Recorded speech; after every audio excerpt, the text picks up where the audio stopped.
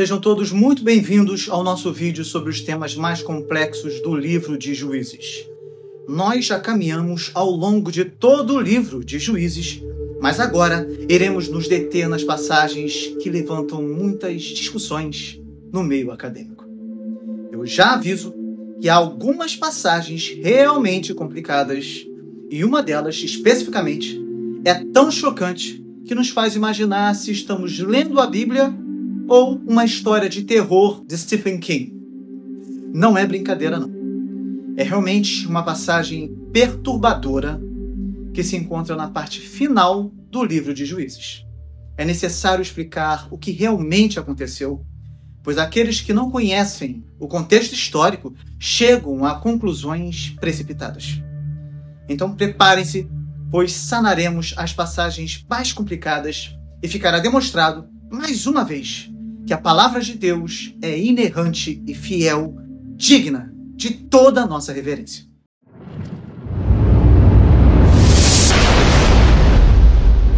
Imagine um tempo em que a jovem nação de Israel se encontrava em uma encruzilhada.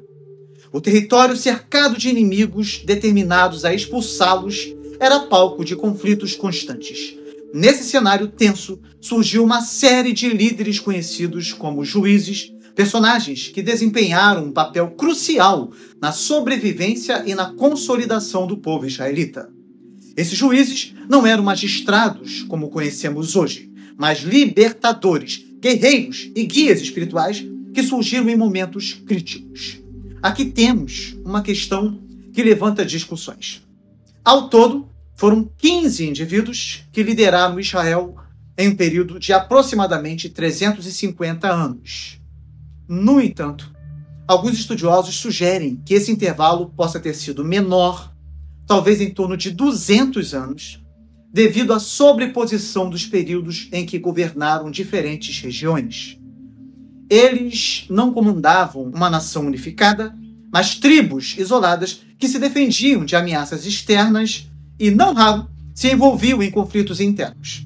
Era uma época de desunião, na qual cada tribo seguia o caminho que julgava correto, como resumido pela frase icônica, né? Naqueles dias, não havia rei em Israel, cada um fazia o que achava mais reto. Então, não podemos descartar que esses 15 juízes podem ter liderado Israel por um período bem menor, de aproximadamente 200 anos. O livro de Juízes é um mosaico de histórias que capturam essa era de transição. Ele destaca a luta constante entre a prosperidade, que vinha da obediência à lei de Deus, né? E a decadência, que acompanhava o abandono dessa mesma lei. Esse é o ciclo natural da vida. Quando o homem obedece a Deus, há prosperidade e paz. Quando há desobediência, há decadência e destruição. É fácil olhar para o livro de Juízes e dizer: meu Deus, que povo desobediente. Mas quando analisamos a história do mundo, dando especial atenção para a história do povo judeu e para a história do cristianismo, vemos esse ciclo se repetindo. Vocês fazem ideia do número de vezes em que um povo, uma nação cristã, decidiu desobedecer a Deus e sofreu muito por isso? O papel do historiador é conhecer a história. Eu afirmo a vocês, o ser humano não precisa fazer esforço algum para pecar. Depois que o pecado entrou no mundo, através da desobediência do primeiro casal no Éden, o homem passou a ter que lutar contra um terrível inimigo: o pecado. Você não precisa ensinar o seu filho a pecar. O seu esforço deve ser ensiná-lo a seguir um caminho de oposição ao pecado. Caso contrário, ele nem se dará conta do quão pecador ele se tornará. E é esse o drama vivido no livro de Juízes, que expressa de forma perfeita o drama de um povo sem rei, em que cada um faz o que acha mais reto. A igreja tem o Rei dos Reis e Senhor dos Senhores. O caos que vemos no Ocidente cristianizado é fruto de uma igreja que abandonou os caminhos do Senhor. São muitas igrejas diferentes, não é? Novas denominações que surgem todos os dias, e muitas seguem apenas o que acham certo. Se de fato o Senhor Jesus fosse o rei destas nações cristãs, como o Brasil, Vocês acham que estaríamos vivendo um tempo de tanta indiferença e frieza espiritual? Sejam sinceros. Essa é a primeira questão que precisa ficar claro, pois à medida que formos analisando o livro de Juízes, seremos tentados a considerar que somos um povo muito diferente de Israel e dos demais povos de Canaã. A diferença não está em nós, mas no Senhor a quem servimos. Como disse Josué, decidam a quem vocês servirão. Quanto a mim, eu e a minha casa serviremos ao Senhor. Isso faz toda a diferença na compreensão de toda a Bíblia, especialmente de textos como os de Juízes. Outra questão importante é a seguinte: enquanto o livro de Josué apresenta um retrato otimista da conquista da Terra Prometida, se você estudou o livro de Josué aqui comigo, você sabe muito bem disso, né? Sugere uma vitória completa, não é? Juízes puxa Israel de volta à realidade. O primeiro capítulo deixa claro que a conquista militar foi apenas parcial. Muitos inimigos não apenas mantiveram territórios, mas também tentaram retomar o que haviam perdido. E os israelitas enfrentaram desafios para consolidar sua presença. No final desse vídeo, eu vou falar sobre os povos que habitavam na terra de Canaã naquela época. Isso vai facilitar o nosso entendimento de todo o livro. Uma questão bastante levantada é a cronologia exata do livro de Juízes, que na verdade é um quebra-cabeça que intriga estudiosos. Não se sabe com precisão quem é o autor do livro de Juízes, e o texto é fruto de uma compilação de materiais antigos, tanto orais quanto escritos. O Cântico de Débora, por exemplo, é uma peça datada de cerca de 1215 a.C., enquanto outros trechos fazem alusões a eventos posteriores, como a captura de Siló, em torno de 1080 a.C., e a morte de Sansão por volta de 1063 a.C. Há indícios de que o livro foi compilado após a instauração da monarquia em Israel, possivelmente durante o reinado de Saul, entre 1043 e 1011 a.C. No entanto, o texto não menciona a captura de Jerusalém por Davi, ocorrida aproximadamente em 1003 a.C., sugerindo que o livro de Juízes foi finalizado antes desse evento. A tradição judaica atribui a autoria a Samuel, o último dos juízes, mas isso permanece no campo das especulações. O que é certo é que o autor ou compilador reuniu relatos antigos e os moldou em uma narrativa que reflete tanto as vitórias quanto as fraquezas de Israel. A referência à presença dos jebuseus em Jerusalém, vivendo lado a lado com os benjamitas, sugere que parte do material foi preservado intacto de tempos anteriores, mesmo enquanto novas camadas de significado eram adicionadas. O livro de Juízes é mais do que um registro histórico.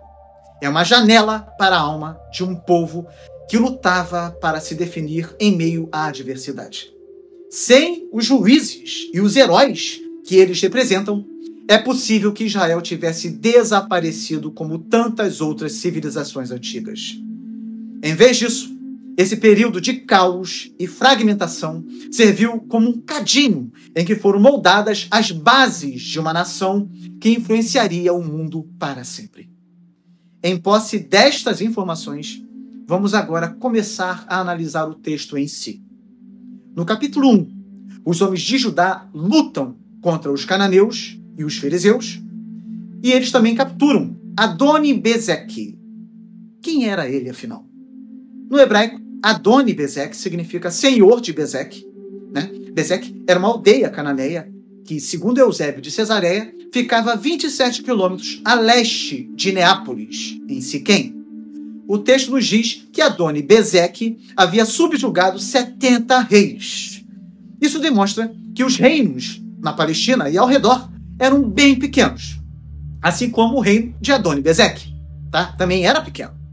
O costume cruel exercido pelas tribos era o de decepar os polegares das mãos e dos dedões dos pés de todos os prisioneiros, obrigando-os a viver juntando o alimento sobre as mesas de seus captores. Interessante essa frase, né? Isso significa o que, na verdade? Eles viviam das migalhas dos seus dominadores. É esse o significado.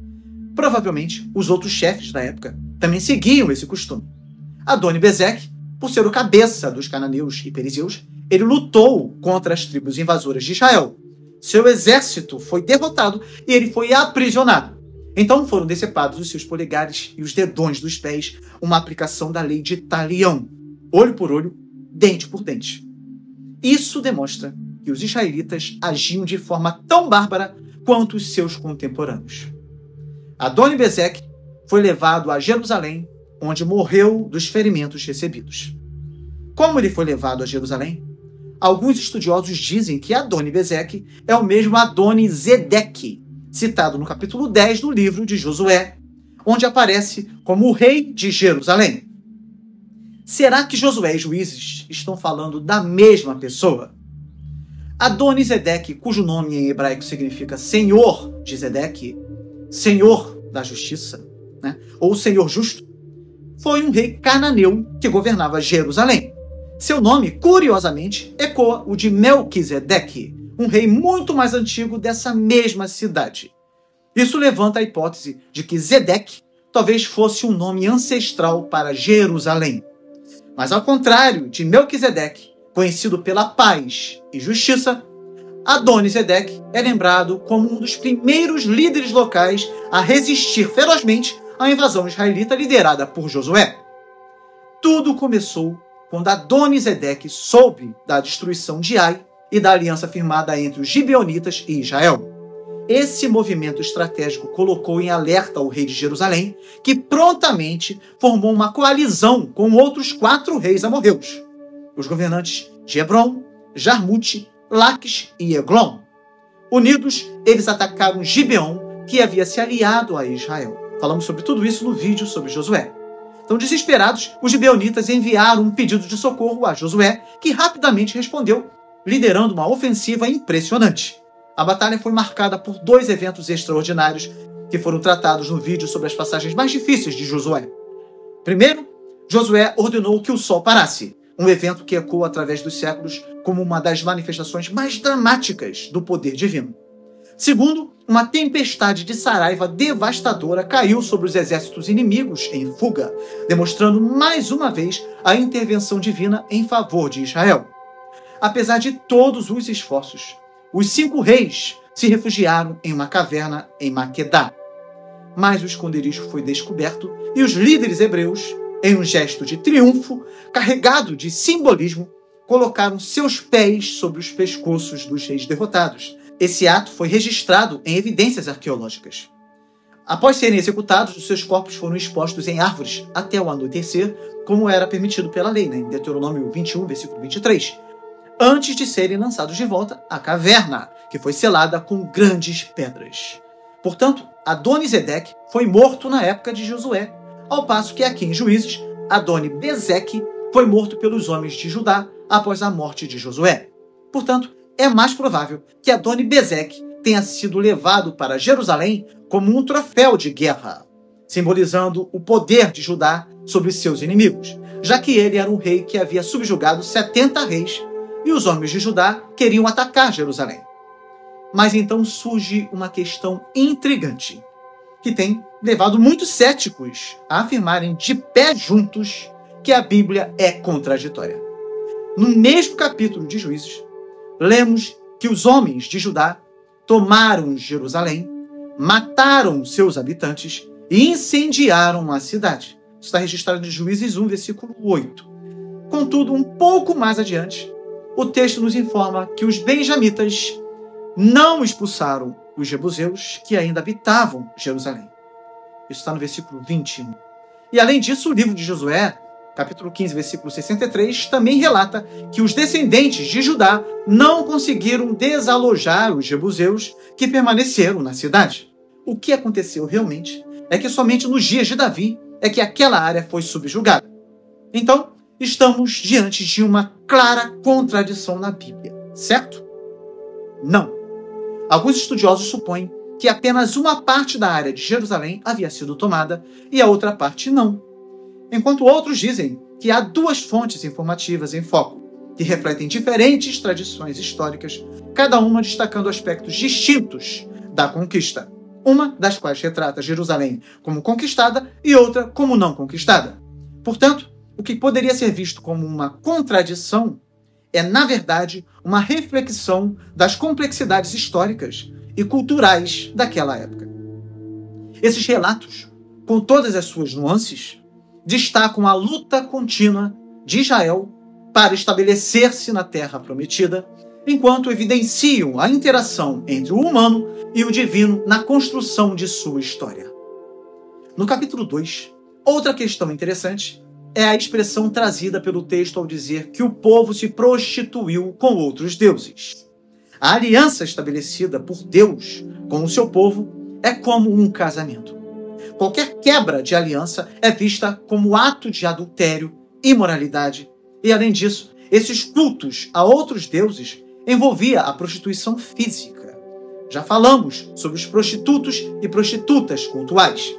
O culto a esses falsos deuses, especialmente Baal e Astarote, envolvia orgias, pois acreditava-se que Baal, além de ser o deus da tempestade, era o deus da fertilidade feminina. Baal era visto como o deus que tinha um relacionamento conjugal com Astarote, que, por sua vez, aparece em diferentes momentos, tendo nomes diferentes no contexto de outras nações. Astarote é uma divindade bíblica que é uma herança mitológica da história dos povos da Suméria e dos Acádios. Na Babilônia, Astarote era chamada de Istar ou Inanna, enquanto que, para os egípcios, era recordada como Ísis, ou como outros defendem, Hathor. Era também chamada de Atarte, na região da Síria. Para os gregos, esta divindade foi chamada de Afrodite e Hera, também chamada de Astarte, e era a Vênus romana. Era uma deusa ligada à guerra e ao amor. Portanto, esses cultos estavam ligados à fertilidade da terra e da vida, envolvendo orgias. É por isso que nos é dito que o povo de Israel se prostituiu ao adorar esses falsos deuses. E aí surge uma outra pergunta muito interessante. Por que o Senhor deixou ficar aquelas nações e não as desterrou logo, nem as entregou na mão de Josué, conforme Juízes 2, versículo 23? No livro de Juízes, o capítulo 3 traz à tona questões profundas e cheias de significado, começando com a crítica ao casamento misto. A Bíblia não condena as uniões entre pessoas de culturas diferentes. O problema está puramente na origem religiosa. Deus deixa claro que a preocupação central é com o julgo desigual, ou seja, com uniões onde os cônjuges servem a deuses diferentes. A história de Raabe, por exemplo, mostra que ela, uma mulher de Jericó, foi acolhida pelo povo de Israel porque reconheceu o Deus verdadeiro e o reverenciou. Assim, a mensagem é clara. A diferença cultural não é um problema, mas aliar-se espiritualmente com quem não adora o Deus único pode comprometer a fidelidade do crente e sua caminhada com Deus. Essa advertência continua relevante até hoje, especialmente para aqueles que seguem os ensinamentos de Cristo, que se revelou como a plenitude de Deus em carne. Então Deus permitiu que aqueles povos continuassem entre os israelitas exatamente para usar aqueles povos como instrumento poderoso em suas mãos para estabelecer juízo contra o seu povo sempre que esse resolvesse desobedecê-lo. Basicamente é o mesmo tipo de questão daqueles que, não conhecendo a justiça de Deus, se perguntam por que é que Deus permite que o diabo e seus anjos continuem existindo. Por que Deus não os elimina? Essa é a história da humanidade. Deus usa tudo e todos para estabelecer os seus propósitos. Até mesmo os espíritos maus são instrumentos na mão do Deus Todo-Poderoso que rege a história de forma tal que ela vai culminar exatamente na finalização e na concretização dos seus eternos propósitos. Isso vai ficar ainda mais claro na nossa análise aqui de Juízes. Outra questão fascinante no livro é a atuação do Espírito do Senhor. Em Juízes, lemos que o Espírito vinha sobre certas pessoas em momentos específicos, capacitando-as para tarefas extraordinárias. Essa manifestação é diferente do que experimentamos no Novo Testamento. Após a descida do Espírito Santo no dia de Pentecoste, ele passou a habitar permanentemente nos crentes, guiando-os, consolando-os e santificando-os. No Antigo Testamento, a presença do Espírito era momentânea e transitória, apontando para uma realidade futura que seria plenamente revelada com Cristo e a formação da igreja. Essa dinâmica ajuda a compreender o desenvolvimento do plano redentor de Deus e a função específica de cada membro da Trindade em diferentes momentos da história. Não podemos nos esquecer que o Espírito Santo é Deus. E isso fica bastante claro aqui em Juízes. Há um vídeo nesta série sobre a Trindade. Se você ainda não assistiu, assista. Pois ainda em nossos dias, depois de tanto desenvolvimento sobre essa doutrina, há ainda aqueles que insistem em dizer que Jesus não é Deus e que a Trindade é uma doutrina criada pela Igreja Católica. Esses não conhecem a história do cristianismo, não conhecem as doutrinas da Igreja Reformada e não conhecem a fundo a doutrina da Trindade. Então, assistam esse vídeo, que é muito importante. A história de Ehud também é cheia de detalhes intrigantes. Ele é descrito como canhoto, algo que na tradição cristã posterior foi cercado por um preconceito injustificado. A associação negativa com a mão esquerda provavelmente surgiu de interpretações culturais e linguísticas, como o termo sinistro, que em latim significa esquerdo. Porém, a Bíblia claramente exalta Ehud como um instrumento de libertação usado por Deus, mostrando que características físicas ou sociais que fogem ao padrão não são impedimentos para o propósito divino. O fato de Jesus estar à direita do Pai não é uma declaração contra os canhotos, mas sim uma expressão simbólica de autoridade e honra. A inclusão de Ehud como herói bíblico desmantela qualquer ideia de que ser canhoto é algo desfavorável. Entretanto, a ação de Ehud ao usar o nome de Deus para enganar e matar Eglon pode parecer, à primeira vista, uma contradição. Ele afirmou ter uma mensagem de Deus para Eglon, mas o que entregou foi uma lâmina mortal. Isso levanta questões éticas. Deus aprova esse tipo de conduta? A resposta bíblica é que Deus usa pessoas imperfeitas para realizar seus propósitos, mas isso não significa que ele aprova todas as suas ações. A mentira de Ehud, assim como a mentira de Raabe, como já vimos, não foi ordenada por Deus, da mesma forma que o ato de vingança dos filhos de Jacó, em Gênesis 34, não tinha aprovação divina, apesar de Deus continuar cumprindo seu plano através deles. O foco da narrativa não é justificar as ações de Ehud, mas destacar que Deus levantou um libertador, mesmo com suas falhas humanas. Ainda no capítulo 3 de Juízes, a figura de Sangar, filho de Anate, também desperta curiosidade.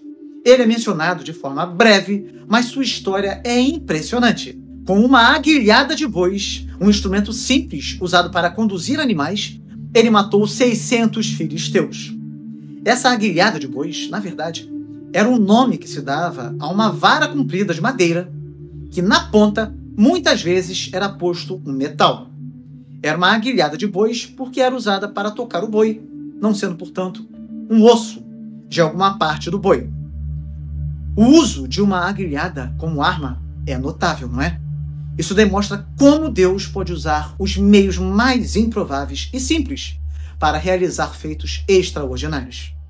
O relato enfatiza que a força não estava na arma, mas na capacitação divina. Quem era Sangar? Seu título, filho de Anate, pode ter várias interpretações. Alguns acreditam que ele era estrangeiro ou que sua família estava ligada ao culto da deusa Anate, uma divindade associada à guerra. Outros sugerem que filho de Anate era um título militar destacando sua bravura em combate, o que explicaria também a razão de Deus tê-lo escolhido. Débora surge no capítulo 4 do livro de Juízes como uma figura fascinante e, ao mesmo tempo, desconcertante para muitos leitores. Ela profetiza em um período dominado por lideranças masculinas, e ela recebia mensagens divinas em um estágio inicial do profetismo de Israel. Diferentemente dos profetas literários que viriam depois, Débora atuava como juíza e conselheira, sentando-se sob a palmeira que levava seu nome para oferecer direção ao povo. Não há restrições na Bíblia quanto a mulheres receberem dons espirituais, mas o padrão predominante em Israel, e mesmo no Novo Testamento, é de uma liderança masculina. Por que então Deus escolheu Débora? O texto sugere uma ironia profunda. Os homens haviam se tornado fracos em sua liderança. Baraque, por exemplo, se recusa a ir à batalha sem Débora. E a narrativa destaca essa dependência como um reflexo do caos e da desordem do período. Débora e Jael são usadas por Deus de forma marcante, mas isso não estabelece um princípio geral. Ao contrário, destaca a singularidade da situação, embora Deus possa usar qualquer pessoa, quem ele desejar, da forma que ele quiser, com o propósito que ele determinar. Jael, por sua vez, é outra figura controversa. A sua atitude em relação a Sísera, general do exército cananeu, choca a todos os que se deparam com a sua história. Após acolher Sísera em sua tenda com toda a hospitalidade, ela o mata de maneira brutal, esmagando sua cabeça com uma estaca de barraca. A narrativa usa uma palavra que até imita o som do golpe no hebraico original. A palavra hebraica é mahak. Interessante, né? Ela é usada aqui para realçar o impacto visceral do ato, pois o golpe não fez uma perfuração redonda no crânio de Sísera. Ele foi um golpe que esmigalhou sua cabeça. A tradução inglesa, King James Version, transmite a ideia de que Jael decepou a cabeça de Sísera, separando-a do corpo. E aí surge uma questão bastante recorrente. Como louvar um ato tão bárbaro? E ela também mentiu, enganando Sísera de forma muito traiçoeira. A violência de Jael pode parecer desmedida, mas precisa ser entendida no contexto das guerras santas daquele período. Eu já falei sobre isso também, né? O mundo tribal e violento da época não oferecia espaço para negociações com tiranos como Sísera, cujas ações bárbaras eram respondidas com medidas igualmente severas. Jael se tornou uma heroína nacional porque livrou Israel de um opressor cruel, agindo dentro do sistema de justiça retributiva da época, marcado pela lei de talião, olho por olho, dente por dente. Embora brutal, o ato reflete a única linguagem compreendida por Sísera e outros tiranos daquela era. É importante que isso fique bastante claro para vocês, tá bom? Agora, chegando no capítulo 6, nós vemos um novo cenário se desenrolar com Gideão, um homem comum chamado para uma missão extraordinária. Sua hesitação inicial é algo profundamente humano, e ele pede a Deus um sinal para confirmar a autenticidade de sua voz. Esse episódio levanta uma pergunta interessante. Podemos hoje pedir provas semelhantes a Deus? No contexto da nova aliança em Cristo, não há proibição quanto a isso. Mas a revelação plena de Deus em Jesus e nas Escrituras oferece uma base sólida para a nossa fé. Gideão viveu em uma época em que a palavra de Deus ainda estava sendo revelada e pedir sinais fazia parte do relacionamento direto entre Deus e seu povo. Hoje, embora sinais ainda possam ocorrer, somos chamados a confiar na revelação já dada. Outra passagem que traz muita discussão é a história dos 300 homens de Gideão, que é um exemplo clássico da maneira inesperada como Deus trabalha. A redução do exército de Gideão de milhares para apenas 300 homens parece, à primeira vista, uma estratégia irracional. Mas não era. Deus reduziu o exército com base em como os homens beberam água.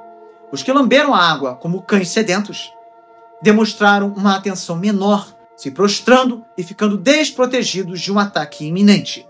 Os que se mostraram vigilantes não se prostraram nem baixaram o rosto até o nível da água para lambê-la. Eles trouxeram a água até a boca, provavelmente com as mãos, ao mesmo tempo que olhavam ao redor para ver se havia algum perigo.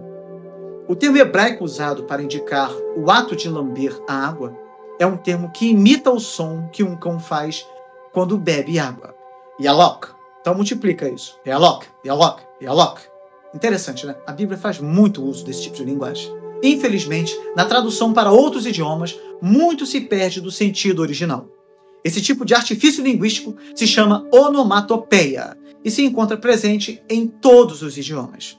São palavras básicas que tentam descrever algum ruído que acontece na natureza, como au-au, tibum, cof-cof, achim, etc. Então, esse texto de Juízes nos mostra que Deus não busca a lógica humana, mas demonstra seu poder ao escolher o improvável. Então, esses 300 homens não são simbólicos, como alguns consideram. Diante desse fato, é mais do que natural que Gideão expressasse medo e insegurança. Imagine a situação. Então, para que ele pudesse aumentar sua confiança de que Deus lhe daria a vitória, ele desceu ao acampamento do inimigo, por ordem de Deus, e nesta ocasião ele ouviu o relato do sonho do pão de cevada rolando e derrubando a tenda dos midianitas. O que esse sonho significa, né? A cevada era um grão de menor valor associado aos pobres, refletindo a aparente insignificância de Gideão e seu exército reduzido. Ainda assim, Deus usaria esses insignificantes para derrubar os poderosos midianitas. Essa inversão é típica da atuação divina na história de Israel. Deus frequentemente escolhe os humildes para confundir os grandes. Ao causar confusão e pânico no exército inimigo, a vitória foi clara. Não era a força humana que prevalecia, mas o poder de Deus. Esse texto nos lembra de que Deus não depende da nossa força ou número, mas opera em nossas fraquezas para a sua glória.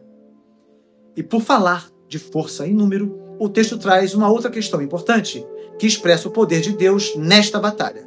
O enorme número de inimigos descrito em Juízes 7, que são comparados à areia da praia. Um típico caso de hipérbole, uma figura de linguagem comum na literatura bíblica, que destaca aqui a magnitude da ameaça. O vale de Jezreel era um ponto estratégico, frequentemente invadido por tribos nômades, como os midianitas e amalequitas, que saqueavam e devastavam as colheitas de Israel. Essa imagem hiperbolizada reforça a necessidade de intervenção divina para superar forças humanamente incontáveis. Alguns levantam a seguinte questão: será que há alguma conexão entre os 300 guerreiros de Gideão e os 300 espartanos liderados por Leônidas? Essa conexão é mais um paralelo literário ou simbólico do que histórico. Enquanto os 300 de Esparta são famosos por seu sacrifício heróico nas Termópilas, os 300 de Gideão destacam a ação sobrenatural de Deus, que usa um número reduzido de homens para demonstrar que a vitória pertence a ele, não à força humana. Os dois episódios enfatizam coragem diante de probabilidades esmagadoras, mas com propósitos e contextos bem diferentes. Gideão e seus homens eram instrumentos divinos para libertar Israel, enquanto os espartanos lutavam por sua própria sobrevivência e glória. Um outro assunto que levanta algumas questões é que Gideão, depois de ser usado por Deus para libertar Israel dos midianitas, cometeu um erro significativo. Gideão tornou-se um herói militar e Israel quis fazer dele um rei. Os reis eram úteis, especialmente para fins de organização e proteção. Quando Israel exigiu um rei, o propósito deles era essencialmente esse. Mas, para surpresa geral, Gideão não estava interessado em tornar-se rei. Só queria os brincos de ouro que havia tomado como parte dos despojos de guerra. Isso lhe foi concedido, e com esse material ele fez um éfode, uma estola sacerdotal, a fim de honrar a Yahvé. Essa estola provavelmente foi pendurada em algum lugar de fácil acesso da cidade de Ofra. Era apenas um memorial, mas os israelitas transformaram-na em um ídolo. Em outras palavras, tornou-se o centro de atração de um santuário religioso, sendo provável que petições e promessas fossem feitas ali, conforme se vê nos modernos santuários idólatras. O texto bíblico denomina isso de prostituição, como já vimos, visto que toda idolatria desvia os homens para longe da adoração ao Senhor, sendo uma infidelidade espiritual. A questão inteira tornou-se prejudicial para Gideão e seus familiares. Ficou claro como um memorial pode tornar-se um ídolo? Eu já tratei disso também na série Depois de Cristo, a história do cristianismo em ordem cronológica. Veja bem, desde o século II, os cristãos tinham se acostumado a comemorar o aniversário da morte de um mártir, celebrando a ceia no lugar onde ele estava enterrado. Então foram construídas igrejas em muitos desses lugares. Não demorou para que as pessoas pensassem que o culto teria um significado especial se celebrado em uma dessas igrejas por causa da presença das relíquias do mártir. Em consequência, começaram a desenterrar os mártires para colocar seu corpo ou parte dele sob o altar de várias das muitas igrejas que estavam sendo construídas. E o que aconteceu foi que, sem demora, muitos começaram a atribuir poder milagroso a essas relíquias. E dali para a veneração e depois para a adoração foi só questão de tempo. Portanto, temos aqui nas Sagradas Escrituras, na pessoa de Gideão, alguém que talvez na melhor das intenções, acabou sendo um instrumento usado para levar o povo à idolatria. Isso deveria ter servido de exemplo para os cristãos do quarto século também, que não tiveram o cuidado necessário para evitar que a idolatria passasse a ser praticada dentro das igrejas cristãs. De qualquer forma, alguns estudiosos consideram que a atitude de Gideão tem uma conexão com a sua história familiar.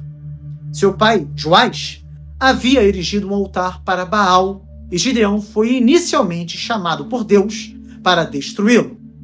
Embora Gideão tenha obedecido e liderado Israel em atos de fidelidade, o éfode sugere que ele não estava completamente imune à influência de sua criação e ao ambiente de idolatria em que cresceu. Isso nos ensina que mesmo aqueles que realizam grandes feitos para Deus permanecem vulneráveis a erros e ao pecado. Gideão, como todos nós, era humano e sujeito a falhas, o que ressalta a importância de vigilância constante e dependência de Deus. Outra questão é a poligamia. A poligamia vista no caso de Gideão, que teve 70 filhos, é um exemplo usado por algumas pessoas para dizer que a Bíblia aprova a poligamia. A Bíblia tolera a poligamia. Aprovar é bem diferente de tolerar. Embora tolerada na cultura israelita, a poligamia nunca foi o plano original de Deus, que estabeleceu o casamento monogâmico em Gênesis com Adão e Eva. Deus mandou o primeiro casal povoar a terra, mas não fez um homem e duas mulheres. Seria mais fácil povoar a terra dessa forma, né? A multiplicidade de esposas trouxe grandes problemas, como rivalidades, traições e conflitos familiares. Exemplos incluem as desavenças entre as esposas de Jacó, os problemas com Davi e Salomão e o caos na linhagem de Gideão, e culminam na rebelião de Abimeleque. A Bíblia tolerou a poligamia em certos períodos, mas não a idealizou como modelo. Um dos filhos de Gideão, como já falei que é Abimeleque, foi filho de sua concubina. A ascensão de Abimeleque ao poder como rei rompe o padrão estabelecido no período dos juízes, em que Deus era o verdadeiro rei de Israel. Seu governo tirânico é marcado pela manipulação e violência, e o envio de um espírito mau por Deus, mencionado em Juízes 9, requer atenção. Esse espírito não é descrito como um demônio, mas como uma força de ruína enviada para executar o julgamento divino. Assim como o anjo da morte, no Êxodo, ou os espíritos que causavam tormento em Saul, esse espírito age sob a autoridade e soberania de Deus, reforçando que até os eventos negativos servem ao propósito divino. Deus é soberano. É Deus todo-poderoso e exerce seu poder sobre toda a sua criação. A morte de Abimeleque, por sua vez, carrega um peso cultural significativo.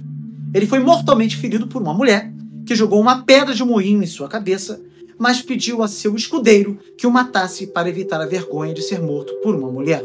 Na cultura patriarcal de Israel, ser vencido por uma mulher era visto como uma humilhação máxima, pois o papel feminino estava majoritariamente ligado à família e ao lar, não à guerra.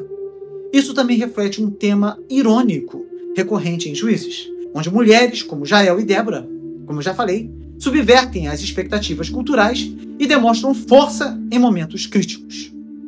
Agora nós analisaremos uma das passagens mais controversas da Bíblia, o voto de Jefté.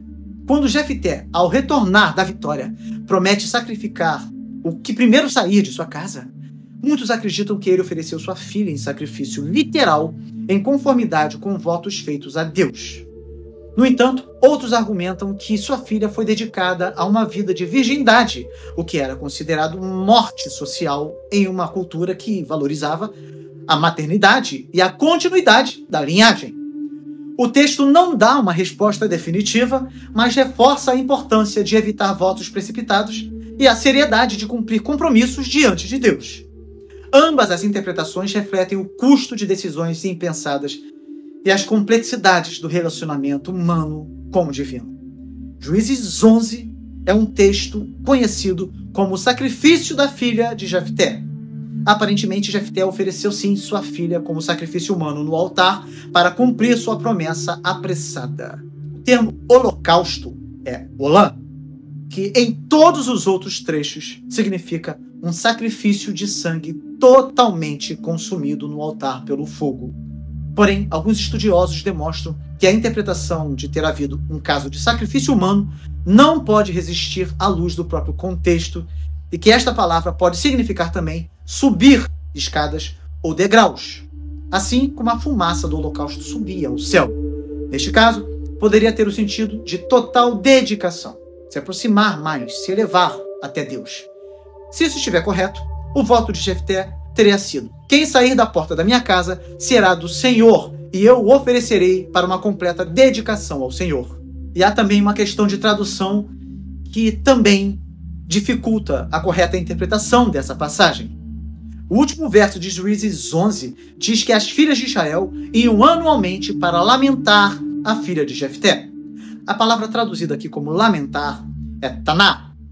No entanto, alguns estudiosos consideram que esta não seja uma tradução adequada nesta passagem, pois ela também tem o sentido de ensaiar, contar novamente, celebrar, comemorar. Assim, as filhas de Israel poderiam estar comemorando sua dedicação ao serviço de Deus, o qual envolvia a submissão total do seu coração. São muitos os que consideram que ela foi sacrificada realmente. Nós precisamos considerar algumas informações importantes.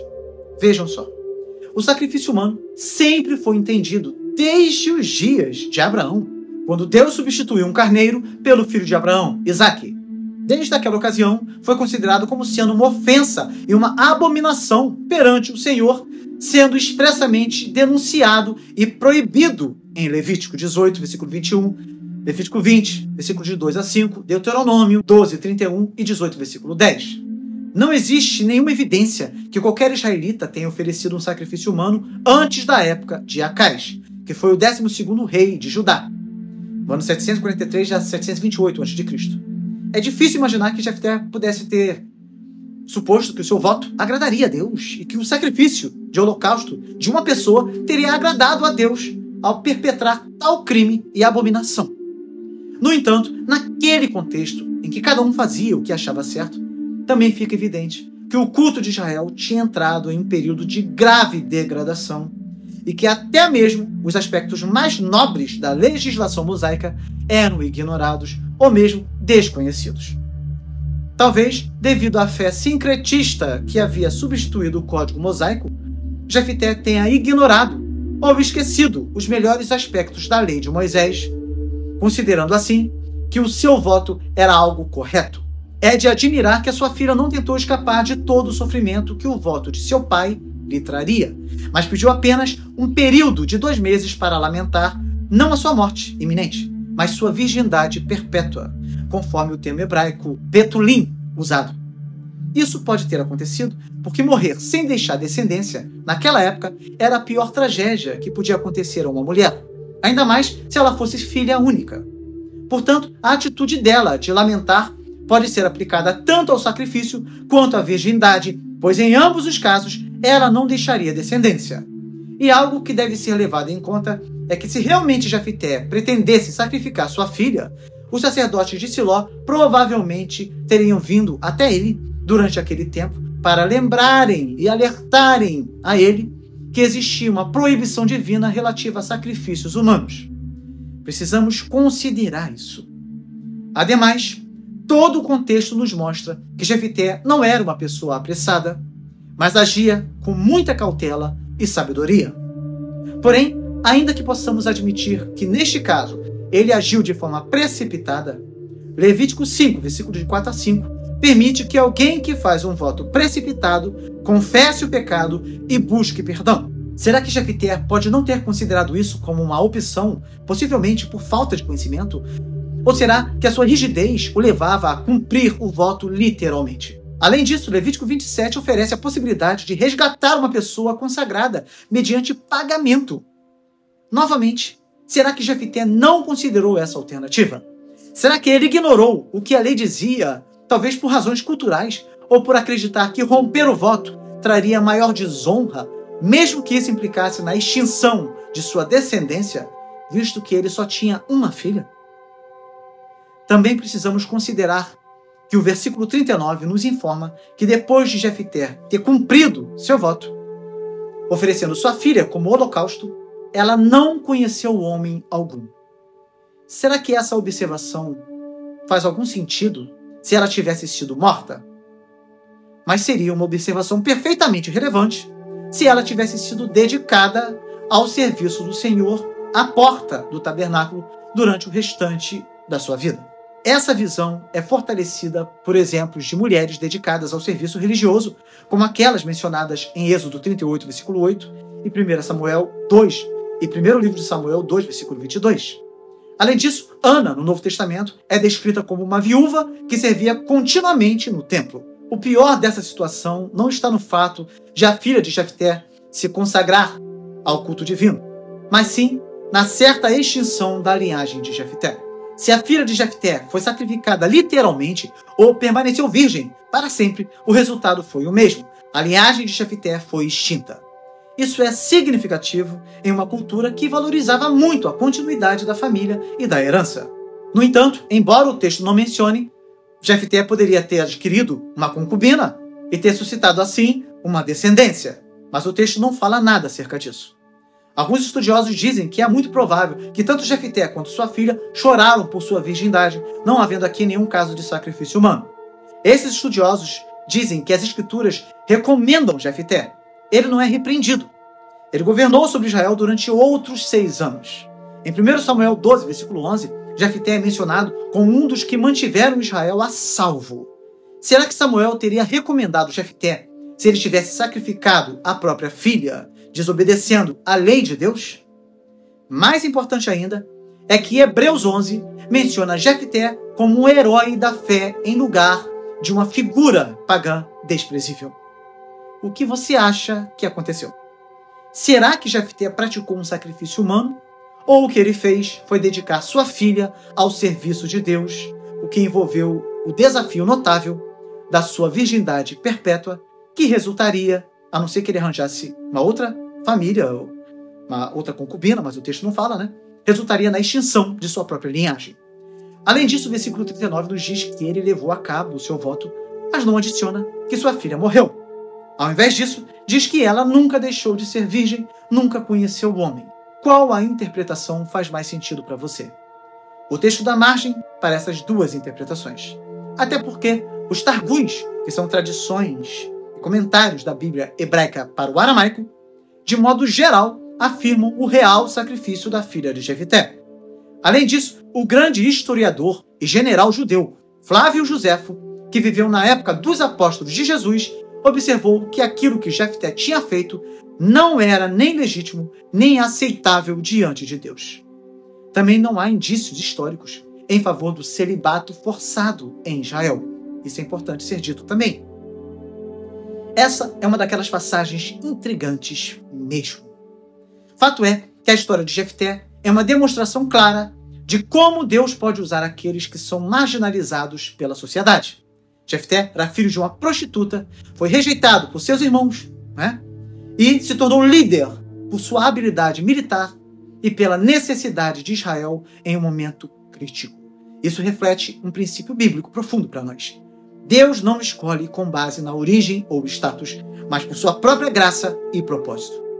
Além disso, a tragédia do voto de Jefté nos lembra da seriedade dos compromissos feitos diante de Deus e da necessidade de sabedoria e conhecimento das provisões divinas para lidar com situações extremas. Chegamos agora na história de Sansão, o juiz mais famoso, cuja fabulosa força capturou nossa imaginação durante milhares de anos. Ele foi o Hércules dos hebreus. Seu nascimento foi previsto por um anjo do Senhor, sendo mais um caso de teofania, em que o anjo do Senhor é o próprio Senhor. Interessante que as pessoas mais importantes da história de Israel ou nascem milagrosamente, no caso dos patriarcas, né? Ou são preservadas milagrosamente, como no caso de Moisés, por exemplo. Tudo isso é para demonstrar que o poder pertence a Deus e não à iniciativa humana. Isso acontece aqui na história de Sansão, cuja mãe era estéril.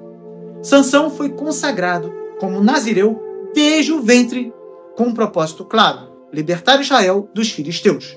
No entanto, sua vida é marcada por contradições, desobediências e uma relação peculiar com Deus. O voto de Nazireu, descrito em Números 6, era um compromisso especial de dedicação a Deus que incluía 3 proibições principais: abster-se de vinho e outras bebidas fermentadas. Isso simbolizava a separação e pureza, evitando a influência de qualquer substância que pudesse alterar o comportamento ou obscurecer o julgamento. Além disso, não era permitido cortar o cabelo, porque o cabelo longo era um sinal externo da sua consagração a Deus. E para Sansão, isso era um lembrete visível, de que ele pertencia ao Senhor. Além disso, o voto proibia o contato com cadáveres. O contato com a morte era visto como uma impureza ritual e uma violação da santidade exigida pelo voto. Sansão se destacava por sua força física extraordinária, mas também por suas fraquezas morais e impulsos carnais.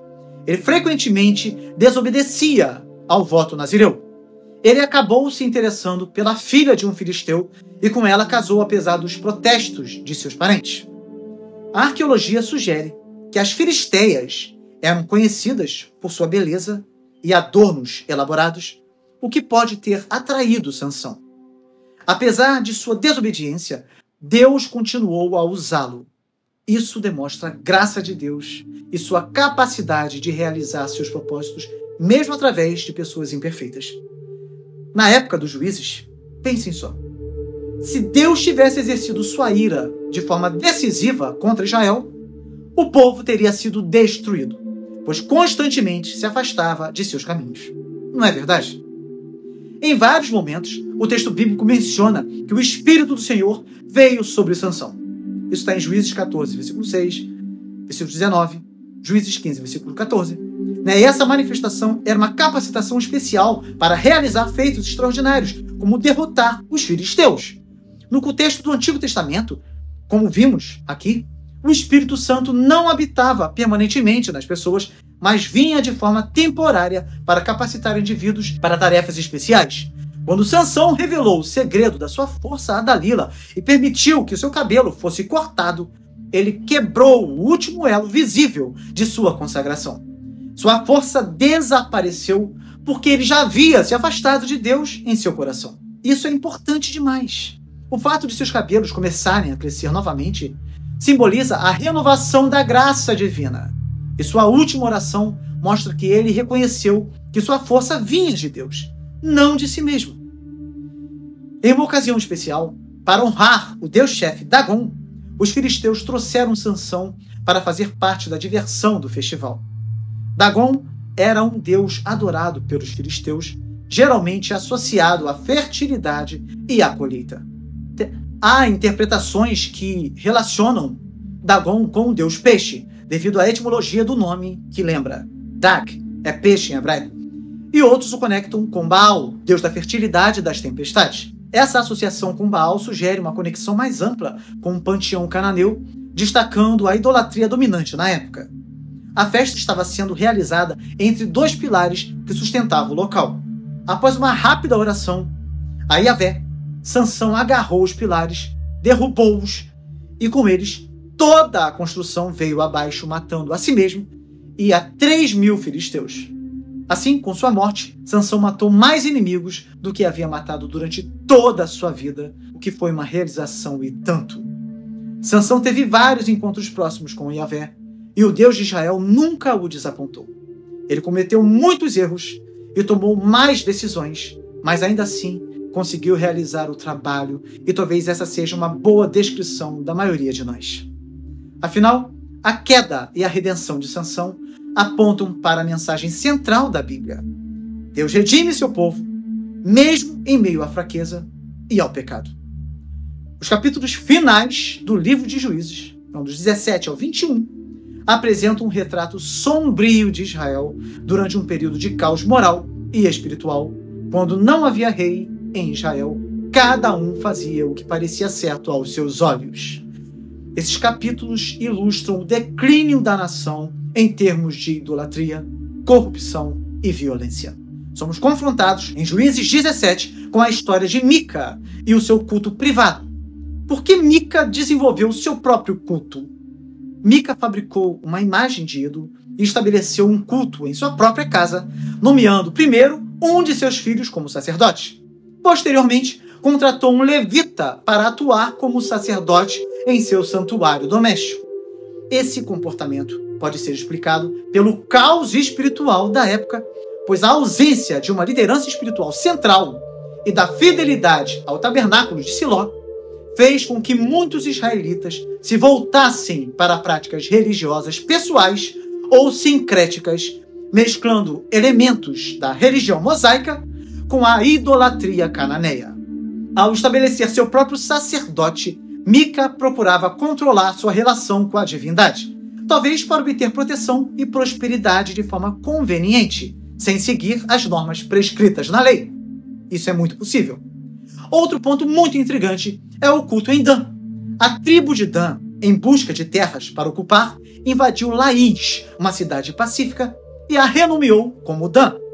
Ao passar pela casa de Mica, roubaram seus ídolos e persuadiram o levita a se tornar sacerdote deles. A história da tribo de Dan, como narrada aqui em Juízes e complementada por outras referências bíblicas, apresenta um retrato inquietante da fragilidade espiritual de Israel e da propensão à idolatria mesmo após o estabelecimento do culto centralizado. Quando a tribo de Dan estabeleceu seu santuário particular e nomeou Jonatas, um descendente de Moisés, como sacerdote, ela deu início a um culto que, embora associado ao nome de Moisés, se afastou do iavismo puro e tornou-se um símbolo de corrupção religiosa.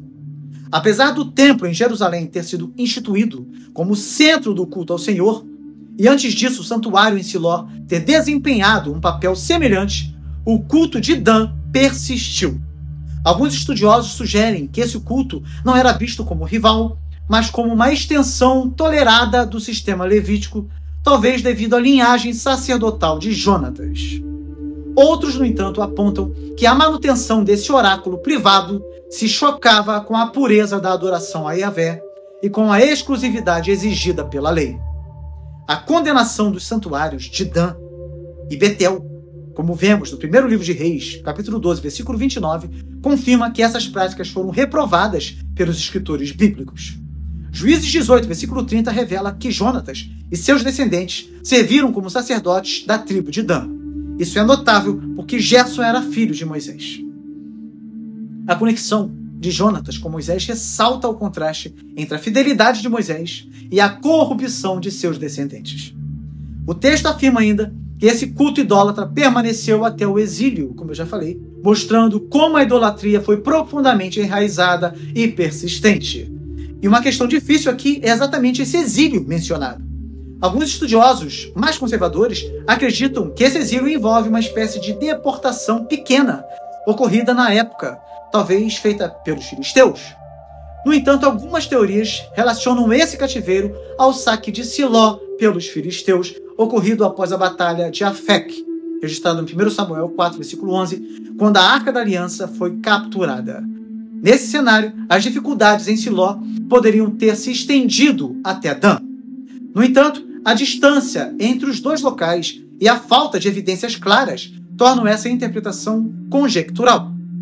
Outra possibilidade é que o cativeiro aludido esteja ligado a campanhas militares posteriores, como as invasões sírias nos dias dos reis de Israel, ou ao domínio dos filisteus em territórios israelitas. A explicação mais simples, embora não livre de problemas, é que o texto se refere ao exílio assírio ocorrido séculos depois, quando o Reino do Norte foi destruído em 722 a.C. Sob essa perspectiva, os danitas foram pioneiros em um culto dissidente que se distanciou do iavismo centralizado e abriu precedentes para práticas idólatras mais tarde consolidadas no Reino do Norte. Na verdade, essa questão permanece em aberto. De qualquer forma, esse texto nos mostra uma trajetória marcada pela decadência espiritual. O Santuário de Dan tornou-se um dos dois principais centros de idolatria no Reino do Norte, ao lado de Betel, estabelecido por Jeroboão, conforme 1 Reis 12, versículo 29. A Bíblia condena essas práticas, ressaltando que o desvio do culto puro a Yahvé não era uma questão de inovação cultural ou autonomia tribal, mas de infidelidade à aliança com Deus. A persistência da idolatria em Dan, mesmo em face da centralização do culto em Jerusalém, é um lembrete de como o coração humano pode buscar atalhos e desvios que, à primeira vista, parecem injustificados, mas que, no final, se afastam da vontade de Deus. Esses relatos servem como advertência contra a mistura de práticas religiosas e a tentação de moldar a adoração a Deus segundo conveniências humanas, em vez de seguir o padrão estabelecido por ele. Agora, nós falaremos sobre uma das passagens mais tenebrosas das Sagradas Escrituras. O trágico incidente em Gibeá, registrado em Juízes 19, que nos diz que um levita e sua concubina passaram a noite em Gibeá, uma cidade da tribo de Benjamim. Durante a noite, os homens da cidade cercaram a casa e exigiram violentar o levita. Isso nos remonta à história de Sodoma e Gomorra, demonstrando que os israelitas se tornaram como os habitantes de Sodoma e Gomorra, que foram destruídos pelo fogo, por Deus, diretamente por Deus. Na verdade, eles agiram pior que os habitantes de Sodoma e Gomorra, pois mataram a mulher, expressando assim uma maldade ainda maior, e, conhecendo a Deus, agiram pior do que os povos que não o conheciam. O crente desviado é pior que o incrédulo. Foi algo terrível o que aconteceu. E é impressionante a conexão direta que existe entre Gibeá, Benjamim e a família de Saul. Pois o primeiro rei de Israel, Saul, saiu exatamente desse pessoal. E isso demonstra a postura errada de Israel em colocar a sua confiança naquilo que não era confiável. O fracasso do reinado de Saul foi fruto disso. Esse evento trágico demonstra o nível de depravação moral da época. Porque o levita cortou a mulher em 12 partes. Que cena terrível, não é verdade? Após descobrir que a concubina havia morrido, o levita cortou em 12 partes e enviou cada uma às tribos de Israel. Embora este ato seja assustador e realmente é, ele tinha um objetivo simbólico e prático: chocar e mobilizar Israel contra a tribo de Benjamim, responsável por abrigar os criminosos. Embora incomum em Israel, atos semelhantes de envio de partes do corpo como convocação de guerra ou advertência são encontrados em outras culturas antigas, como no caso do rei Saul, 1 Samuel 11, versículo 7, que cortou bois em pedaços para convocar o povo. A resposta do povo foi a indignação e a mobilização para a guerra, o que demonstrou que o ato do levita alcançou seu objetivo. No entanto, a falta de censura ao próprio levita e a ausência de reflexão moral mais profunda sobre o ocorrido refletem o estado de confusão espiritual e ética do período. Depois de tudo o que vimos, fica bastante evidente que o livro de Juízes nos apresenta um período caótico da história de Israel, onde cada um fazia o que parecia certo aos seus próprios olhos. A guerra que se seguiu ao trágico acontecimento em Gibeá quase levou à extinção da tribo de Benjamim, mostrando o quão profundamente a decadência moral havia afetado não apenas uma cidade, mas toda a nação. O ciclo de violência, corrupção e vingança que permeia esse episódio nos lembra do que acontece quando uma sociedade abandona a justiça divina e segue seus próprios caminhos. Embora essa história termine com uma reconciliação parcial entre as tribos, o livro de Juízes deixa claro que a verdadeira restauração só viria com uma liderança que seguisse os caminhos do Senhor. É um chamado para refletirmos sobre os perigos de nos afastarmos de Deus e a necessidade de uma transformação que só Ele pode realizar. Que possamos aprender com esses exemplos para buscar uma vida de justiça, misericórdia e fidelidade à aliança com o Senhor. Eu disse que terminaria esse vídeo falando sobre os povos que viviam em Canaã na época dos juízes. Os israelitas desobedeceram ao mandamento de Deus de expulsar completamente os povos cananeus, não é? Assim, na época do livro de Juízes, Israel estava cercado por diversos povos, muitos dos quais desempenharam papéis importantes nas narrativas do período, seja como aliados, inimigos ou influências culturais e religiosas. Mas quais eram esses povos cananeus? Talvez você possa se perguntar. O termo cananeu é usado tanto como um nome coletivo para todos os povos da região, quanto para designar um grupo específico. Eles habitavam principalmente as planícies costeiras e as áreas de baixa altitude. Eles eram conhecidos como mercadores, já que a palavra cananeu é frequentemente usada como sinônimo de comerciante, conforme Oséias 12, versículo 7. Eles adoravam deuses como Baal, Astarote e El, com práticas que incluíam sacrifícios humanos e cultos de fertilidade. O rei Jabim, de Azor, e seu comandante Sísera, derrotados por Débora e Baraque, eram cananeus. Como outros povos cananeus, os ferezeus provavelmente praticavam a religião politeísta comum na região, centrada no culto às divindades como Baal e Azerá. Isso os tornava uma influência perigosa para a fidelidade espiritual de Israel. Os filisteus, por sua vez, foram um dos principais inimigos em Juízes, especialmente durante os relatos de Sansão. Eles eram um povo do mar com uma cultura distinta e tecnologia avançada, como o domínio do ferro. Os midianitas eram povos nômades que invadiram Israel durante o tempo de Gibeão, causando grande destruição. Midian era filho de Abraão com Quetura. Eles são chamados de filhos do Oriente e vivem perto do Golfo de Acaba, na parte mais oriental em relação ao Mar Morto e ao Rio Jordão. Foi uma caravana de midianitas que levaram José para o Egito, conforme o livro de Gênesis. Mas nem sempre os midianitas são vistos de maneira negativa na Bíblia.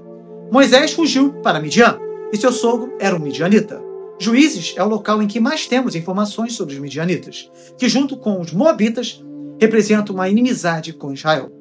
Tudo indica que eles se juntaram com os ismaelitas e acabaram se envolvendo com os povos árabes. Os moabitas viveram a leste do Mar Morto, na área conhecida como Moabe. Eles frequentemente entraram em conflito com Israel, como a história de Eglon e o juiz Eude nos mostra. Os amonitas, por sua vez, estavam localizados a leste do Jordão e eram parentes distantes dos israelitas, descendentes de Ló, e frequentemente entraram em guerra com Israel. Os edomitas eram os descendentes de Esaú e viviam ao sul de Israel, na região de Edom. Embora fossem parentes dos israelitas, sua relação era frequentemente hostil. Os jebuseus eram os habitantes originais de Jerusalém, chamada Jebus. Eles resistiram aos israelitas até o reinado de Davi, quando Jerusalém foi conquistada e se tornou a capital de Israel. Os sineus, por sua vez, eram os cananeus do Sinai. E embora sejam mencionados em Gênesis 10, versículo 17, como descendentes de Canaã, pouco se sabe sobre eles. Alguns estudiosos sugerem que eles habitavam a região do Monte Sinai ou áreas montanhosas próximas. Não há evidência arqueológica ou textual adicional que esclareça sua identidade ou cultura. A menção bíblica é breve e muitos detalhes permanecem incertos. Além destes povos, há também menção a outros, como os amalequitas, os heteus, os hivitas, os perizeus, os girgazeus e os sidônios. Os amorreus, por sua vez, eram povos semitas ocidentais, originalmente da Mesopotâmia. O termo amorreu significa ocidental, Amurru, em acádio. Eles ocupavam as montanhas centrais de Canaã e a região a leste do Rio Jordão, onde se destacam os reinos de Seom, da cidade de Esmon, e Og, da cidade de Bazã. Eles compartilhavam práticas religiosas semelhantes às dos cananeus, incluindo a adoração a Baal. O rei Seom, de Esbom, e o rei Og, de Bazã, foram derrotados por Moisés e os israelitas antes da entrada na Terra Prometida, mas a influência amorreia continuou, especialmente nas áreas montanhosas de Canaã. Não há registros arqueológicos conclusivos sobre os reinos de Seom e Og. Bazã é mencionada em textos antigos como uma terra fértil, mas as figuras de Seom e Og aparecem exclusivamente na Bíblia. Og é descrito como o último dos refaíns, o último dos gigantes. Os amorreus aparecem frequentemente como adversários, como no caso de Jefté, que contesta o direito deles às terras. A convivência com estes povos cananeus levou Israel a adotar práticas idólatras, como vimos, adorando Baal, Astarote e outros deuses. Essas práticas incluíam sacrifícios humanos, prostituição cultural e outras abominações que Deus condenava.